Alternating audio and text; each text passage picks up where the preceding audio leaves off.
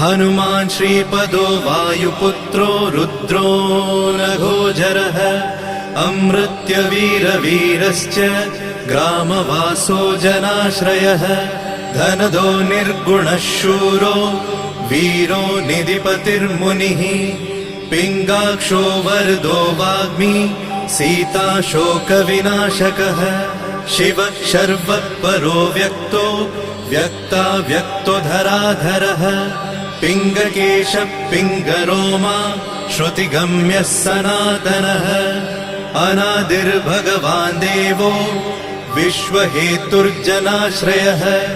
आरोग्यकर्ता विश्वेशो